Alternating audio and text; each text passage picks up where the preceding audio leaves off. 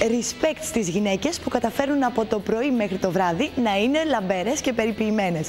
Το μεγαλύτερο μυστικό για να το πετύχετε είναι το μακιγιάζ. Πάμε να δούμε πώς με εύκολες και απλές κινήσεις μπορούμε να γίνουμε πρωταγωνίστριες του εαυτού μας.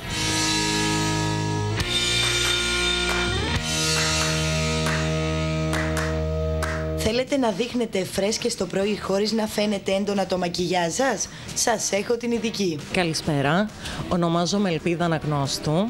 Είμαι Head Makeup Artist της εταιρείας με τα επαγγελματικά προϊόντα μακιγιάζ Il Makiage. Μπορούμε να κάνουμε κάποια απλά tip, κάποια απλά βήματα που θα μας κρατάνε λαμπερές σε όλη τη διάρκεια της ημέρας. Θα πρότεινα την ενυδατική κρέμα σε χρώμα της Il Makiage, της Air Tints. Η απόχρωση Light είναι τέτοια που μπορεί να κάτσει σε όλους τους τύπους δέρματος και επίσης σε όλα τα χρώματα δέρματος και να δώσει και ενυδάτωση και ένα πολύ απαλό χρώμα, σαν να μην φοράς καθόλου make-up, κάτι πολύ δροσερό για μέρα.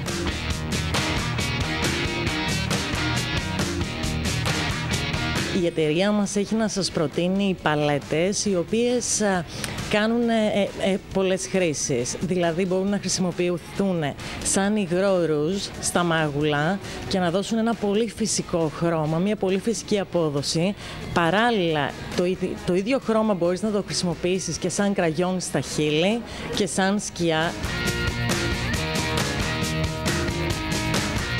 Καλό είναι επειδή τα μάτια έχουν πάντα πιο σκούρη απόχρωση από όλη την επιδερμίδα.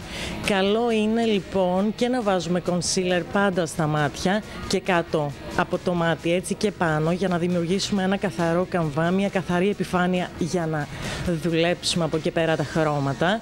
Και κάποιες σκιές σε γήινες αποχρώσεις που πάνε και στις περισσότερες Ελληνίδες άλλωστε και συνηθίζουν να τις χρησιμοποιούν, που δεν δεσμεύουν και χρωματικά με τα ρούχα, είναι μια πάρα πολύ καλή επιλογή.